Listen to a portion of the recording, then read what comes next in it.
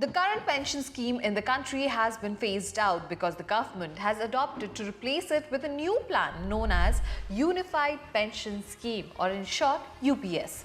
Recently, the Union Cabinet approved this scheme. This development is significant as there has been substantial criticism of the new pension scheme, or in short we call it as NPS scheme. Many, including opposition groups, argued that the NPS was detrimental to employees and should be scrapped.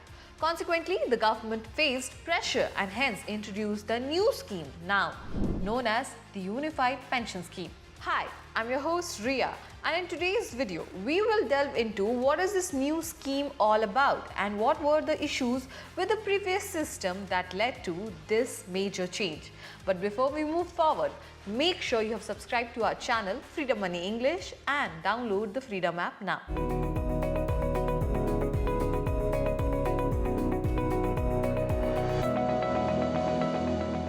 Let's first discuss what is Unified Pension Scheme in detail. Recently, the Union Cabinet announced the approval of Unified Pension Scheme. Under this scheme, central government employee will be guaranteed a fixed pension after their retirement. This assurance means that retirees will know in advance the amount of their pension.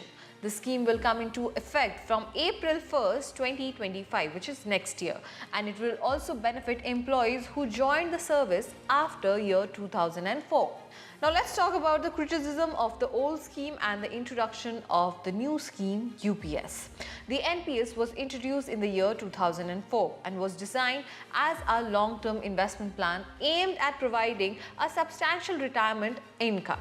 However, over the years, it has faced several criticism for several reasons. For example, lack of guaranteed returns. There were no adjustment done considering the inflation and increase in inflation. Another factor was the compulsory contribution requirement under the NPS, coupled with the risk of investment losses, made it less appealing to the employees who preferred a guaranteed risk-free pension plan, and also it had complex tax implications. Due to all these major reasons, the need for the Unified Pension Scheme arose in the last few years. Critiques, particularly from opposition parties, argued that the NPS was flawed and harmful to the employees, leading to losses and inadequate benefits. As a result, several states governed by the opposition parties such as Himachal Pradesh, Rajasthan, Chhattisgarh and Punjab reverted to the old pension scheme, abandoning the central government NPS, or National Pension Scheme. Now let's talk about the features of Unified Pension Scheme. With elections approaching this September in Jammu and Kashmir, Haryana, Maharashtra and Jharkhand and some other region, many experts believes that the central government wanted to avoid any further risk, which is why the Unified Pension Scheme was introduced. The scheme ensures that government employee will receive a fixed pension amount, unlike the previous NPS system. The key feature of this scheme is that the retirees will be guaranteed a pension amounting to approximately 50% of their average basic pay. For example, if an employee's salary at retirement is 1 lakh, their pension would be 50,000, provided they have at least 25 years of service. If an employee has between 10 to 25 years of service, their pension amount will be proportionally reduced, but they will still receive a minimum pension. Let's talk about the additional benefits and adjustments. The Unified Pension Scheme also includes a family pension feature. If a retiree passes away, their immediate family will receive 60% of their last pension amount. For instance, if an employee's pension was 50,000, the family would receive at least 30,000 of the amount. Additionally, the scheme addresses inflation through indexation. This means that pensions will be adjusted according to All India Consumer Price Index for industrial workers, similar to how dearness allowances, which is also known as DA, works. Therefore, a pension of 50,000 will increase over time to keep up with the inflation, potentially rising to 53,000 or say 55,000 as needed. Now let's talk about the coverage and background.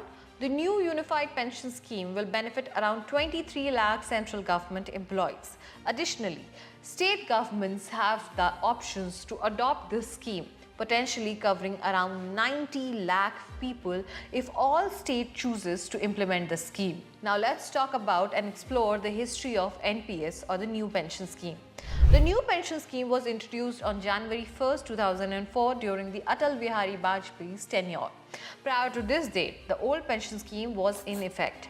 Employees who joined the government after January 1, 2004 were covered under the NPS. The unified pension scheme, which is being introduced now, resembles the old pension scheme, as it also provides a pension of 50% of the last drawn basic salary and includes provision for dearness allowance to account for inflation. Now let's talk about the reasons for introducing NPS and its opposition. As mentioned earlier in the video, that the introduction of NPS was done in the year 2004 by then Atal Bihari Vajpayeee government, and it was driven by issue with old pension scheme. The old scheme was unfunded, meaning the government committed to providing 50% of an employee's salary as pension without setting aside dedicated funds for it. This led to substantial portion of the budget being allocated to the pension, which the government deemed unsustainable. Over the past 30 years, the financial burden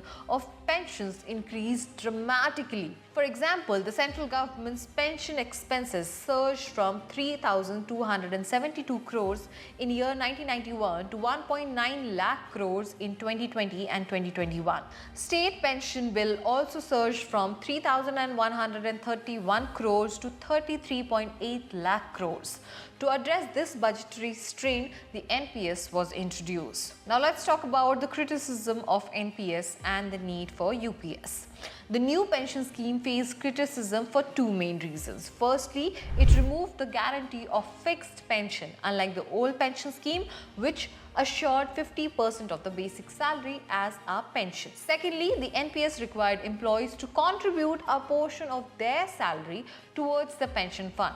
Initially, this deduction was 10%, but with an increase to 40% by the Narendra Modi government in year 2019. And secondly, the NPS required employees to contribute a portion of their salary towards the pension fund. Initially, this deduction was only 10%, but the Narendra Modi government in year 2019 increased this to 14%. For example, an employee with a 1 lakh salary would have 14,000 deducted for the new pension scheme. These changes led to significant opposition, and in recent years, many states reverted the old pension scheme. In response to this backlash, the government introduced the unified pension scheme. Well, in order to conclude, it would be right to say that the introduction of the unified pension scheme is a response to the strong criticism of the new pension scheme, or say NPS, and the reversion to the old pension scheme by several states.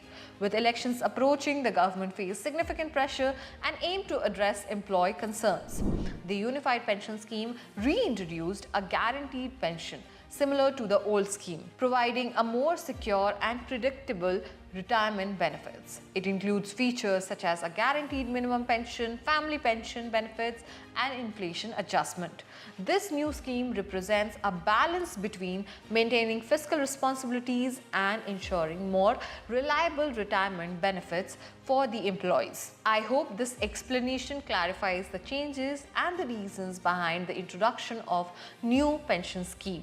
Well, that's all in today's video. Hope you enjoyed this video. Make sure to share this with your friends and family, and do subscribe to our channel for more such interesting content. I'm your host Riya. We'll see you in the next video. Till then, take care. Bye-bye.